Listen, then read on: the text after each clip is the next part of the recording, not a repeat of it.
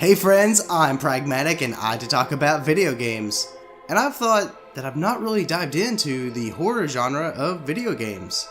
So why not start with Silent Hill? The beginning era of PlayStation would see two major survival horror games on their platform, and those two were none other than Capcom's Resident Evil and Konami's Silent Hill. And while the former set out to scare you with a format that leaned in more towards jump scares and scarce amounts of ways to defend yourself, Silent Hill would try to set fear into your heart in a more unique way.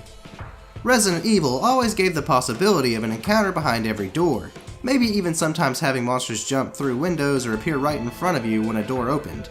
Silent Hill took a different approach. Arming you with a radio, a blaring static would emit from it if something sinister was in your vicinity. Resident Evil lets you know there could be danger, Silent Hill lets you know that there is always danger, but you just might not be able to see it right away. The idea I always think to best describe each game's method is like this. Which scenario is more scary to you? You're in a well-lit hallway, with a handgun. Nothing too powerful, but it'll get the job done, and you can make out the end of the hallway. Thanks to the lighting, you don't see anything at the moment, but you know something could be in the next room. Then there's the other scenario of a dimly lit hallway. Shadows seep into the hallway, obscuring the end of it.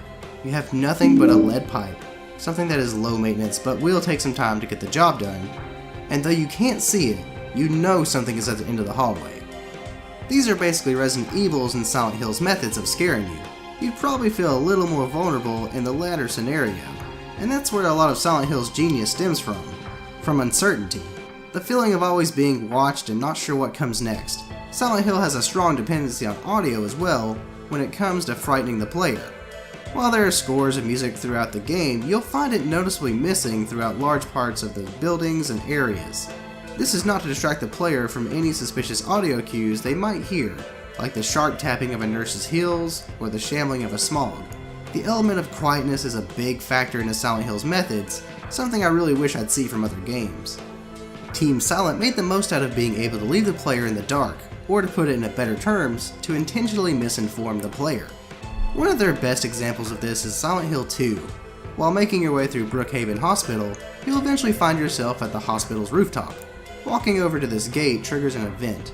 Pyramid Head, the reoccurring fiend that you've encountered before, makes his way to you and knocks you off the roof. There are so many reasons why this is so perfectly done. For starters, you've encountered Pyramid Head before at this point, so you should know facing him in such close quarters isn't the best choice. The major key here is that this event isn't a cutscene, at least not at the start. It's this small decision of giving the player the ability to move that makes all the difference. And I'm sorry, but I had to use Miss Vixen Gaming's reaction to this because it is exactly what I'm talking about. Oh my god! Piss off! By not just letterboxing this whole event, it gives the player the impression of having to do something, even when there really isn't. Though it's only a span of a few seconds, this could cause a big sense of initial panic to someone who doesn't know how this scene plays out. And it's small little details like this that really made Silent Hill cement itself as a true horror survival medium.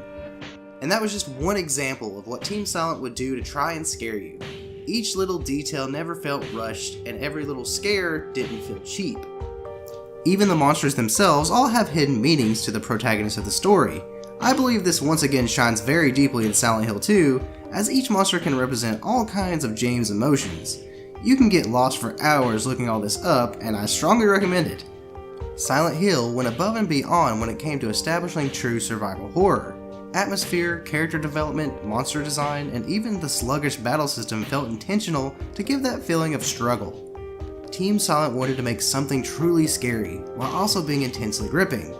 Though the team would disband in later installments, I do feel the efforts were still there, if even a little more poorly done. And with the current state of Silent Hill, it's sad to see that survival horror done to this caliber is so hard to achieve nowadays. Hey guys, thanks so much for checking out my thoughts on the Silent Hill franchise. This one was supposed to come out in October, but life got a little bit in the way, so you know how it goes.